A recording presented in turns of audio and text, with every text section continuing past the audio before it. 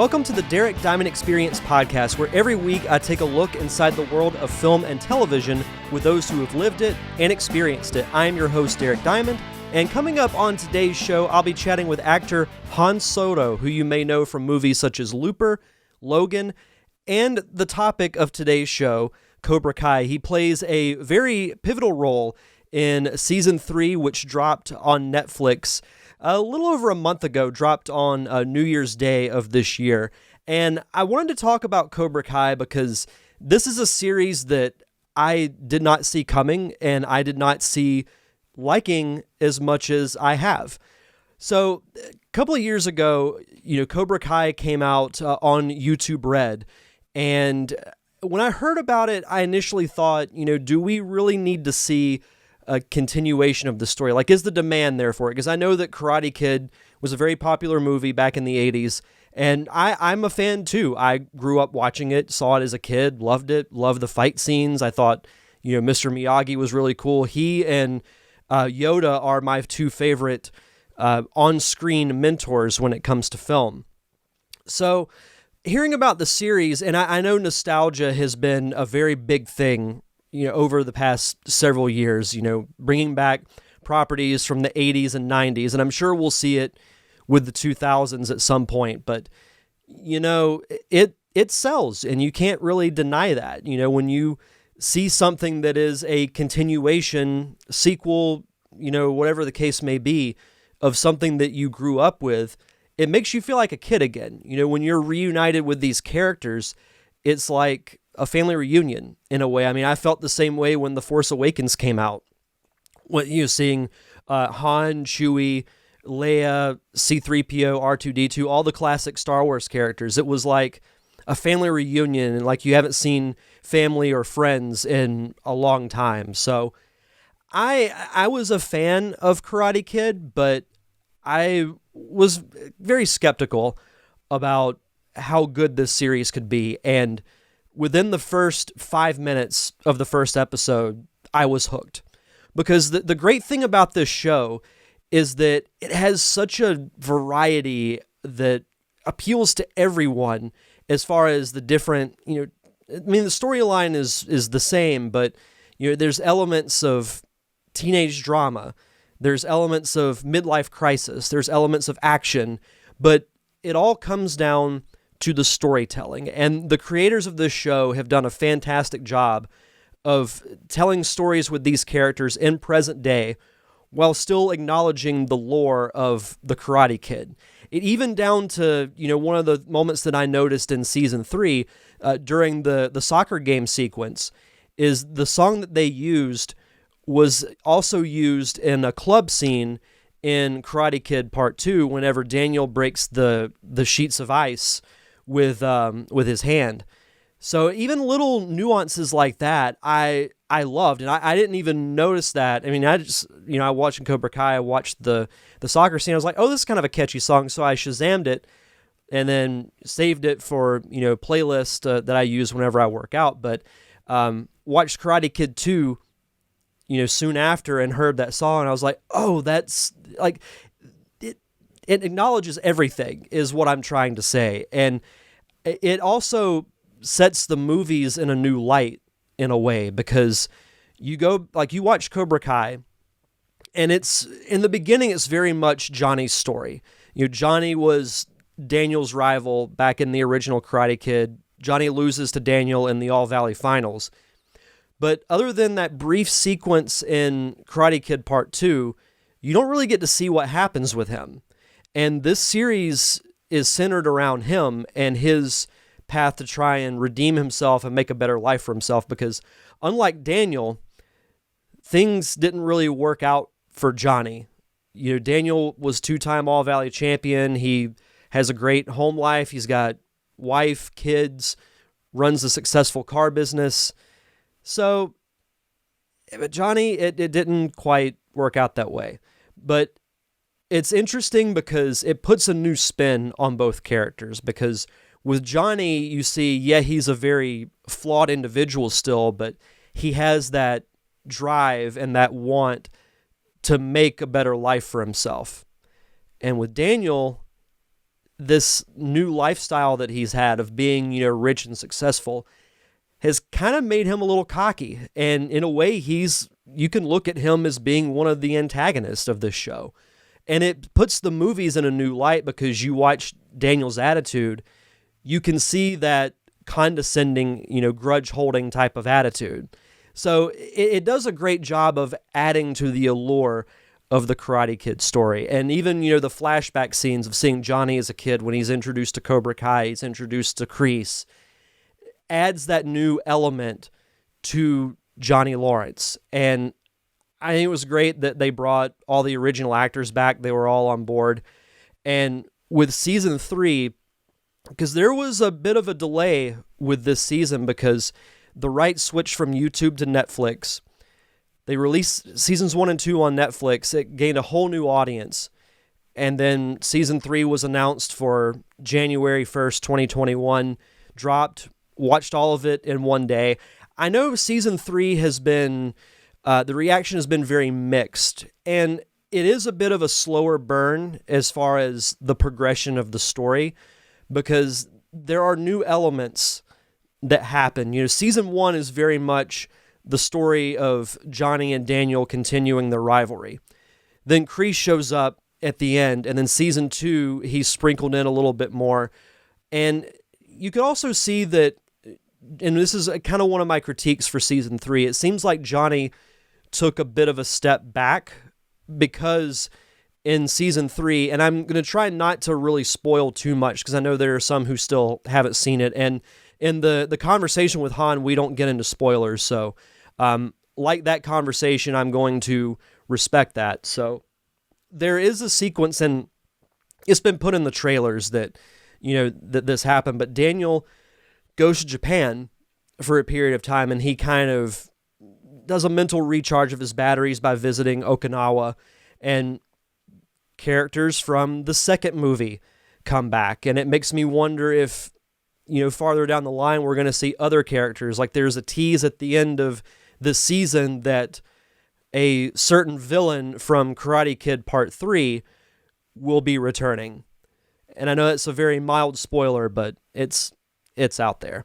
But overall, I've really, really enjoyed the Cobra Kai series. Like I said, it has a mix of, like a high school karate soap opera, deals with midlife crisis, deals with so many different types of emotions, and you get really invested in these characters. Like you want Johnny Lawrence to make a better life for himself. You want all these kids like Miguel, Dimitri, Sam, you want all of them to be successful. Like it's like a lot of other series that people fall in love with. You become invested in the characters, and it's almost like them and you want certain things for them.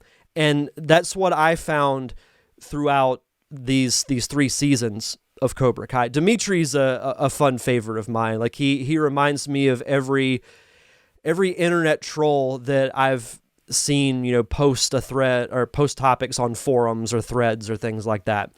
But yeah, I absolutely love this show. And as far as my overall thoughts of season 3, I do agree that there's a bit of a slow burn when it comes to the buildup of the finale, but the last couple of episodes are really, really good. And that's not to knock any of the other episodes. It's just, it's different. It's not paced exactly the same as seasons 1 and 2, but I think that's okay.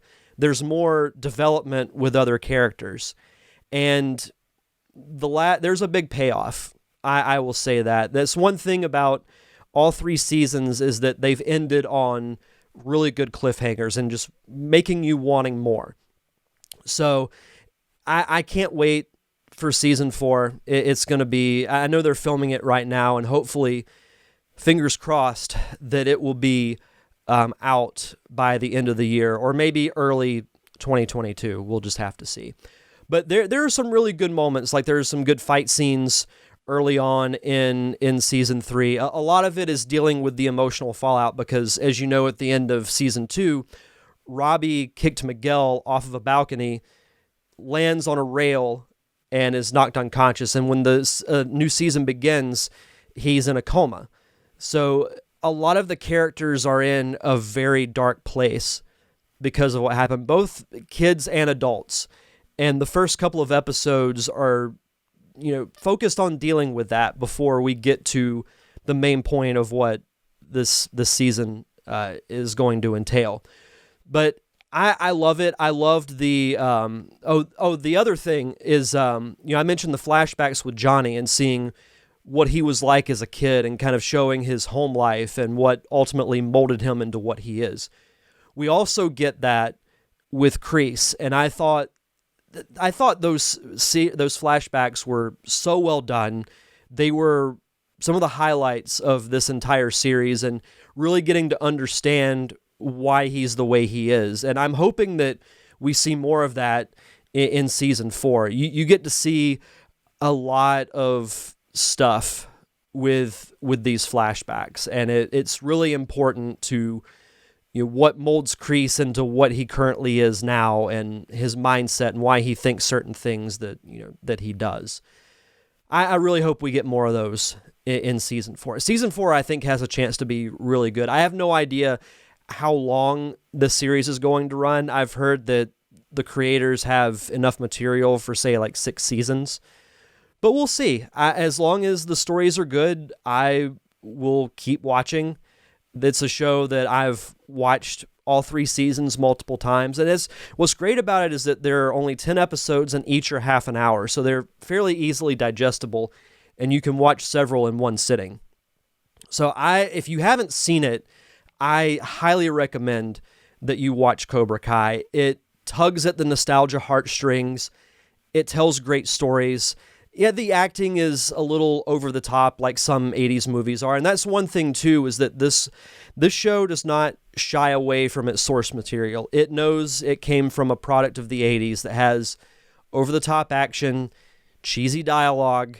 There's a big fight scene that happens in one of the final episodes of this season that, from a realistic standpoint, yeah, the cops would have been called on it, but I love the cheesy 80s material. It reminds me of the stuff that I watched as a kid, so I've got no issue with it. But all in all, those are my my overall thoughts on Cobra Kai. I'd love to hear what you guys think of the Cobra Kai series and what you think could happen potentially in season 4 and possibly beyond. Definitely leave your thoughts and comments on the thread on this video. The video will be available on both YouTube and directly to my Facebook page. But for now, we're going to transition into my conversation with actor Han Soto, who I mentioned had a very pivotal role in the flashback sequences. But you'll get to hear all about his story behind the scenes of Cobra Kai, some of the other films he's worked on, some of his upcoming projects. So it was a really fun time chatting with him. So hopefully you guys enjoy it as much as I did. So here is my conversation with actor Han Soto.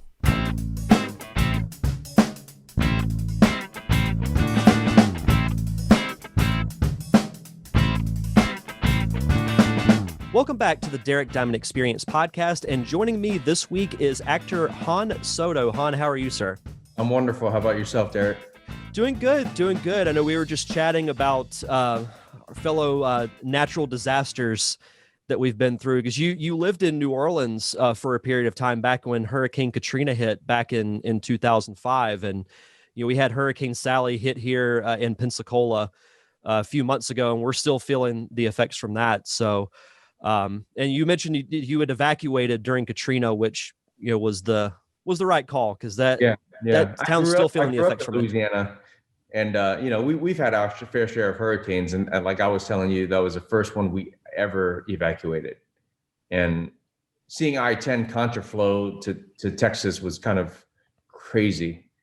Like I've never seen anything like that. So I'm glad we're kind of moving past that, that stage, because that was pretty disastrous, man. I felt my heart goes out to all the victims of Katrina. But like I was telling you, I drove from Denver to New Orleans recently, and I got to see kind of the damages in Lake Charles, and that was disheartening as well. But we just rise out of it, man. I hope the bridge to your town gets fixed soon. It's always a barge that hits it. Yeah, it's that's a that's a whole separate discussion that's kind of upset the town, and rightfully so. But yeah, we'll talk about more positive stuff than inaccessible bridges. So let's dive right in. You actually had a role in what has become one of my favorite shows to watch in recent memory, and that would be Cobra Kai, which, for those who haven't dabbled into it, it's a continuation of the Karate Kid movies that came out in the mid to late 80s. And it kind of took off, once it hit Netflix. Seasons 1 and 2 were on YouTube Red, I believe is what it was called at the time. It's very noteworthy to mention that when you say continuation, all of the original characters have come back. 32, 33 years later. So yeah, go ahead, continue. Yeah, no, and the series started, and my initial thought was, I was like, is there really a demand to see a continuation of the Karate Kid series? But then, like you mentioned, I read that William Zabka and Ralph Macchio are coming back, so I was like, okay, well, I'll check this out, because I like the Karate Kid movies as a kid, and within the first 5 minutes of the first episode, I was hooked, because it captured that 80s feel that I've talked about this too, is that films from that era, from like the early to late 80s, really the entire decade, has that unique charm that, to me, hasn't been replicated with any other like decade or time period when it comes to films. So you're actually in the newest season that recently dropped on Netflix. So how was your time being a part of that process? Oh man, I feel like a broken record. I just keep on saying I'm so blessed.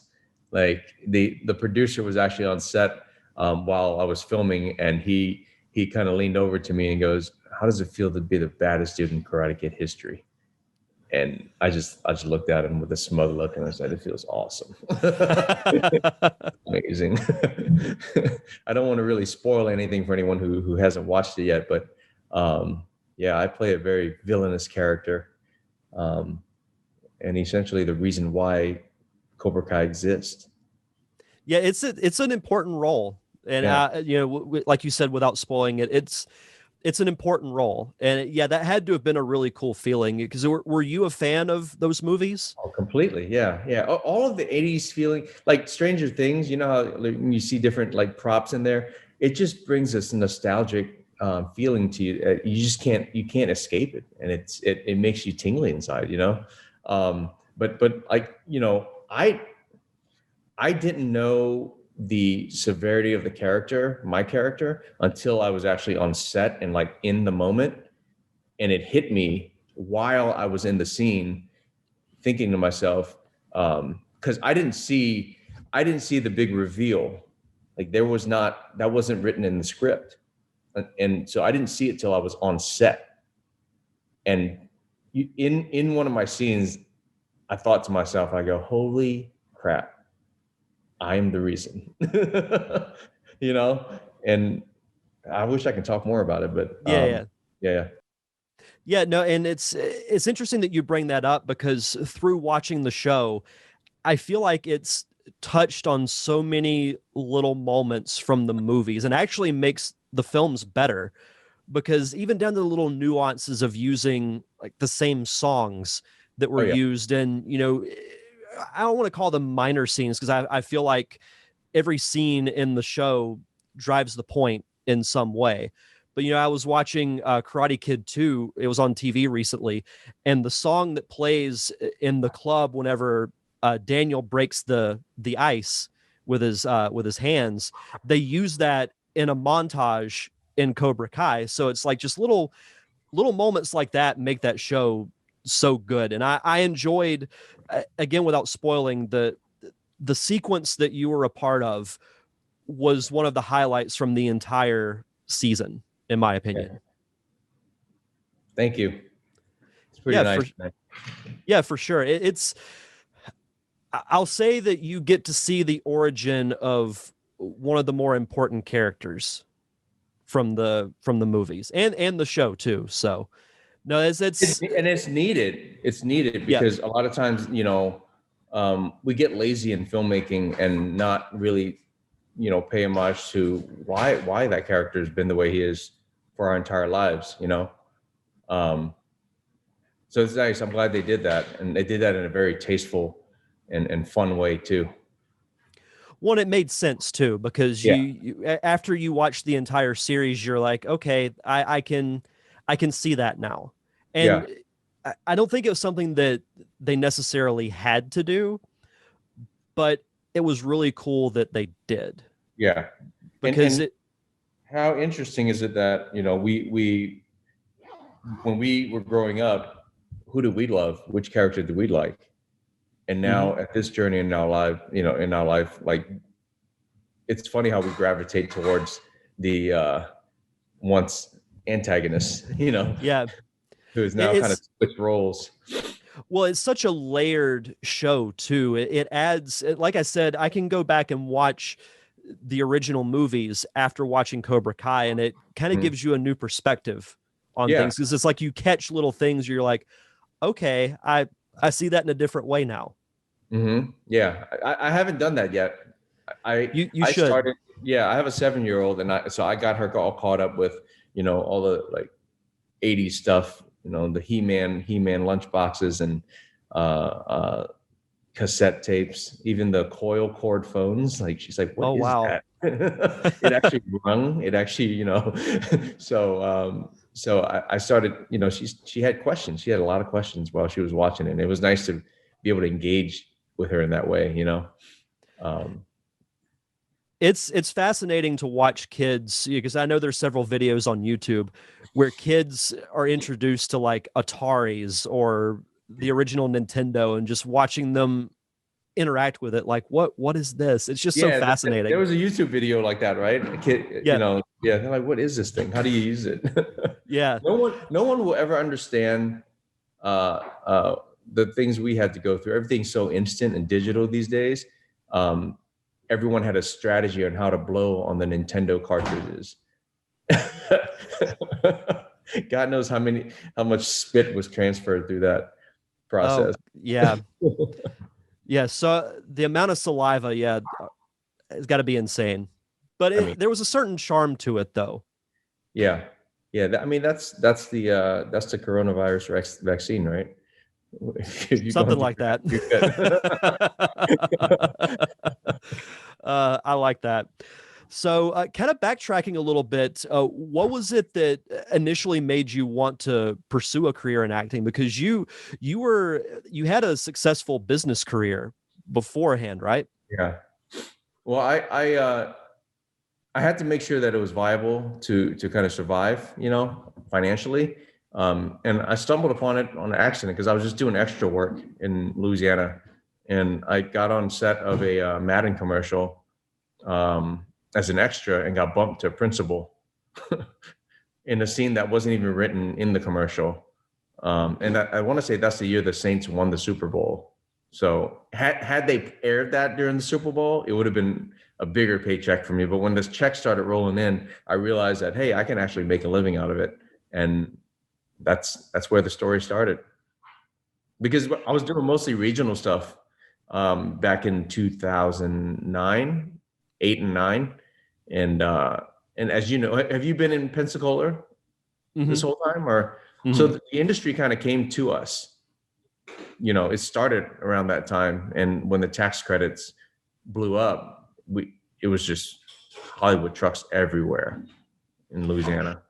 Yeah, it's been really cool to see, because growing up, I remember watching shows like, Full House and other like Mhm. shows that took place in the West Coast, and I was like, well, you got to be out there if you Yeah. want to do something. But with the invention of, new technology and more, I don't want to say more convenient, but it really is more convenient way to make movies, because literally anybody can do it now. It's Mhm. just, do you have the knowledge and the skill to do it well, Yeah. is the other I thing. think with the birth of like DSLR cameras and the ability to do video, people started shooting a lot of the shorts, and their independence, and you know, there's been some huge success stories with that, and those people, those creators have gone on to do bigger things. And that's kind of like the roadmap for how you would do it in this industry, you know, shooting independent stuff and using it as your resume, so to speak, would kind of get you noticed by the bigger studios or bigger production companies, and you just collaborate. Everything's a collaboration. Yeah, I use this analogy a lot on the show, but a film or even like an episode of a TV show is a machine, and everyone from the director down to the PA is a cog in the machine, and they all have to work together in order for the machine to run. So no, collaboration and networking is absolutely key. And like you mentioned, the really the best way to learn if you want to do film or if you want to do TV is to go out and do it. Yeah. Because we have the means now. I mean, people have made entire movies with an iPhone. Yep. So you can literally get a group of friends and you can go out and you can spend a weekend making something. And I think classes are great and tutorials are great, but there's nothing quite like just doing it yourself. Getting your elbows dirty and your knees dirty. And like, it's tape being so expensive is no longer an excuse. Shoot it and you have it, and fix it in post. I always joke about that with my friends. Fix it in post. Everything's done in post. Yeah, I feel like that's a running gag with production. It's like, we'll just fix it in post. Do it in post. So it's all good. You want rain? Post. Yeah. But mentioning New Orleans, kind of going back to what we were talking about with New Orleans and Atlanta really blowing up, it's really inspiring in a way, because now you think to yourself, okay, well, I don't have to move to Los Angeles in order to make movies. You can go to Atlanta. For me, that's only like a 5-hour drive as opposed to you, right? Yeah. Is it only 5? Wow. Yeah. I mean, you factor in the time change from Central to Eastern, but it's not as far as people might think. Yeah. But it's really inspiring to see, other areas. And I've talked to other filmmakers who are, say, in Memphis or in Houston that are making good things happen. So it's really inspiring.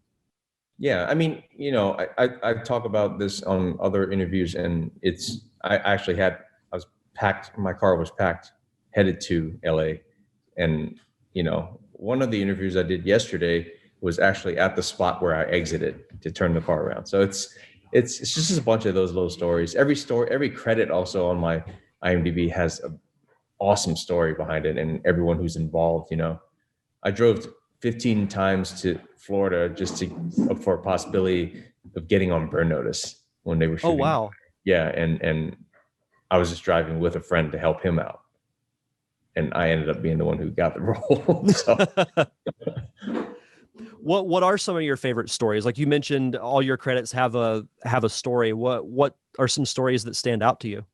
Oh man, every credit has like a nugget in there. Like let's just, for instance, something off the top of my head is I was shooting the D Train with Jack Black, and in between scenes he would step into another room and like FaceTime his son, and it was just a sweet moment that I caught. And just growing up with him as Nacho Libre, it was just like, oh, Jack Black the human. Yeah. I had a moment on set with Will Smith where he was gagging everybody on set. Like he was taking on the script, he would take my lines and regurgitate them back to me while we're filming. And I flipped it on him, and I used I reenacted his scene in I Am Legend when he found the dummy. You remember that scene? Yeah. Yeah. And I started crying, and they just kept rolling. And after it was done, he was like, dude, that was awesome. Because I started hearing my scenes from him. And I said, what the hell is he doing? That's my monologue. I was like, what is he doing? And I said, no. I just started screaming at him. You will not take my monologue. Who brought you out here? Bring you out here, Carl. One thing I do have to ask, when I was reading your IMDb, because this is one of my all-time favorite movies, how was your experience on set of Logan? Oh, it was amazing. It was so crazy. Well, the crazy thing was James, he added another scene for me. So like when I wrapped that morning, I kept telling the PA, because I think in terms of like money for the production, and I just don't want them wasting money. So I'm like, dude, I wrapped, I'm done. This is all I had. and they kept me there for like 20 hours. Like it was a long day. It was a last, I got there at 6 a.m. and I didn't leave till 1, 2 in the morning. Oh, wow. Yeah, but the reason why was he was in the middle of, doing everything on the call sheet. He was adding another scene in, Interesting. And I mean, I geeked out when I worked with Hugh Jackman. Like I used to pretend I was him when I was a kid, like Wolverine, that was my guy. Yeah. Him or Gambit. Gambit, not many people know about Gambit, but Louisiana, you're Louisiana boy, but yeah, I ended up working with him on another project recently with Lisa Joy, and it's called Reminiscence. Should be coming out this year. That's fantastic. Yeah. No, you mentioning Hugh Jackman. I remember, I grew up fan of the X-Men, loved the animated series from the 90s, and people were upset that he was cast as Wolverine. But after that first movie, it's like, who else is going to play him? Yeah. I can't think of anyone else. Yeah, I mean, that's going to be a question because eventually the X-Men are going to come into the MCU, but it's like, who can you get to replace Hugh Jackman? I don't think they should ever do that. That would be a big mistake.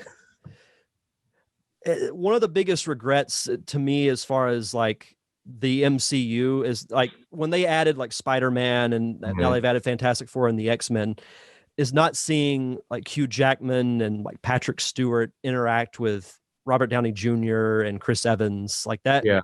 Those scenes would have been gold. That would have been awesome. It was doable. Mm-hmm. Yeah, that kind of makes you sad too.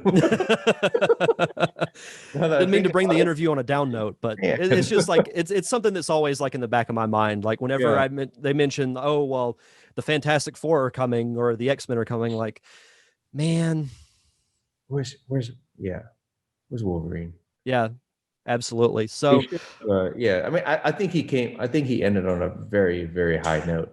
It couldn't have been their decision to move Logan into an R-rated, yeah, that was huge. And I think that's in part by Deadpool. I think that really paved the way to do that, like give him permission to do that, Absolutely. So I'm happy it was R. Like well, and I look at Logan in the sense of almost like The Dark Knight, where that movie transcends its genre.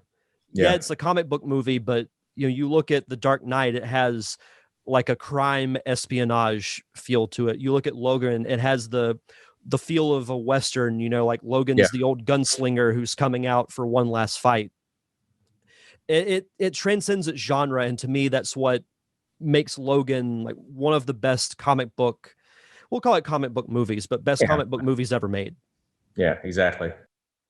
Did you buy any of the merch that was out for Logan? As far as merchandise, I did not. I mean, I have the movie itself, but as far as merch, I didn't get any. There's a noir edition that I got my hands on. It's black and white, and I don't know, it just adds a different feel to it. Yeah, when I got because I bought the movie digitally, it comes with the noir version, and honestly, I prefer watching that to the theatrical cut. Just the black and white gives it that little bit of an extra feel. Yeah, kind of like I don't say darkness. That might be the wrong word, but no, I think that's accurate. Yeah, it isolates the cinematography for sure. Yeah, and it makes it like the black and white, and having that little bit of a graininess to it just gives it a very different type of feel. Charm. There it is, charm. That's the word. Yeah, we'll go with charm.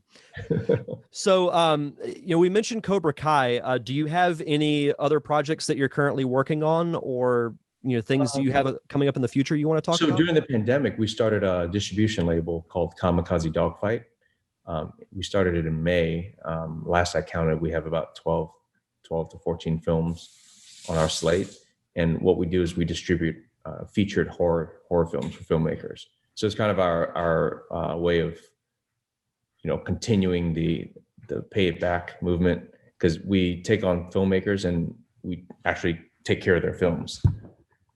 We have a partnership with Gravitas and Red Arrow Studios, a 2-picture output deal. So that's been keeping me busy during the pandemic while the acting stuff slowed down.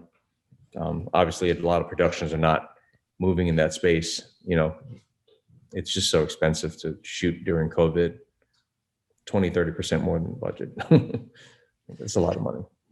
Yeah, it's created a lot of, I mean, I'll say problems, but we're going to be feeling the effects of COVID for a long time. Yeah, yeah. Even when The plus side of it is having a company like what we did, we don't have to travel, and I woke up at 3:30 one day, 3:30 in the morning, had a call with a guy in Ireland, a filmmaker. By 5:30, I was on the phone with Australia. I think 9 a.m. I was on UK, and then was making myself a sandwich and some chips by 12 in Colorado. So it's it's nice in that way. But then I do miss that energy of being around people and like actually face to face. Like this would be different if I were in your studio. So right. Yeah, but it's good that you were able to find a way to adapt due to the pandemic, because that's what a lot of people have had to do with, taking on other responsibilities. And even when things resume normalcy and production start back, do you see this as something that you're going to continue doing? Oh, absolutely. Yeah. Like the momentum, like once you push the stone down the hill, it just keeps on snowballing, and you can't really stop it until it hits flatland, so. Well, and we mentioned earlier, filmmaking is very much a collaborative industry. And I can imagine that there's a certain gratitude that you feel helping out these other filmmakers, get their films out, and, even getting to know them and how they work, and building future possible working relationships. Like I said, It's all about the networking and the collaboration. Yeah, because some of the guys that we picked up, we're actually producing their next project, and it's just nice to be able to be in the position to do that, So I think Kamizake Dogfight is going to live on for a while. And how have you learned a lot from transitioning from being, acting into, distribution? Has it helped you learn a new side of the industry that you think maybe you wouldn't have learned due to COVID? Yeah. I mean, we learn every day, right? So that's kind of like where kind of that pocket you want to stay in is always stay open to learning. So every day I'm learning something, man. If I'm not learning something from experience, I'm looking it up and trying to figure it out. So absolutely. Like today I learned that I'm not going to set up a Zoom call in the kitchen, because my friends, if you can see what they're doing, they're teasing me with fried chicken right now. Oh, that actually sounds really good right now. Oh, man, it's amazing. Look at this. Look at this chicken. Oh man. I mean, there's like a 50-piece, and the smell's just wafting over here. So today I learned that I won't be doing that in front of them. If you want to send some of that chicken my way, I will not complain. It's good cold too, man. So yeah. Oh yeah. Absolutely. You cannot go wrong with fried chicken. No, sir. No, sir. So as we start to wrap up here, I always like to end the conversations with this. What is one piece of advice that you could give to an aspiring actor? Just go do it. It sounds very cliche, but if you don't do it, it's just going to be stuff on paper. Have a good team around you, and make the mistakes together if you have to, but just do it and learn from other people's mistakes. Well, and sometimes mistakes are the best way to learn. Yeah, exactly. I've even with doing this podcast, I've made so many, mistakes that I'm like, okay, well, I wouldn't know not to do that if I didn't do it in the first place. So I agree with you. You just go out and do it. Yeah, and I'm sure you're always upgrading your equipment. Figuring out which microphones you want to use and what. I've told you my mistake is in the kitchen with this fried chicken. Because they've eaten 4 pieces during this interview each. Oh man. Well, we'll get you out of here so you can enjoy some fried chicken. But what is do you have a website or social media that you'd like to plug so the listeners can follow you? I'm all over social at Han Soto, on Instagram, Twitter, and you can follow us on at Kamizake Dogfight, KAMIKAZE Dogfight, on Instagram and Facebook. I think that's it. Yeah. Fantastic. Well, Han, thank you so much for taking the time to do this chat. This was fun. Derek, thanks for having me, bud. Thanks again to Han Soto for coming on the show to talk about his roles in Logan and Cobra Kai. Be sure to follow him on social media to find out what he'll be up to next. For next week's show, I have not one, not two, but three guests coming up on the show. I'll be chatting with writer-director Maceo Greenberg, as well as actors Andrew Creer and Samantha Robinson about their upcoming film, Take Me to Tarzana, which is such a fun movie that I had the privilege of watching. It'll be dropping online very, very soon, so be sure to come back next week for that really fun conversation. And I'll be having a fun debate that I'd love feedback from you, the viewers, and the listeners. What is the better medium of storytelling, film or television? And I think with recent examples like The Mandalorian and WandaVision, it's going to be a really fun chat. So I'd love to get your guys' feedback on that. I'll be talking about that as well on next week's show. But until then, you can check out past episodes of the show on Apple Podcast, Stitcher, Spotify, anywhere you get your podcast, as well as YouTube. Just search for The Derek Diamond Experience. And if you could, please leave a review. The more reviews I get, the more visible I become to the podcasting public. If you want to follow me on social media, I'm on Facebook, Twitter, and Instagram at DDiamondPodcast. You can also follow me on Patreon at patreon.com/DDiamondPodcast. If you want to write an email, I'm at ddiamondpodcast@gmail.com. And of course, thank you to my close friends, the Unicorn Wranglers, for providing the theme music for the podcast. You can check out all their music on Apple Music, Google Play, and Spotify. That's going to do it for this week's show, so enjoy the rest of your week. Have a safe and fun weekend. Thank you for tuning in to another awesome episode of the Derek Diamond Experience. I'm your host, Derek Diamond, and we'll see you guys back here next Thursday.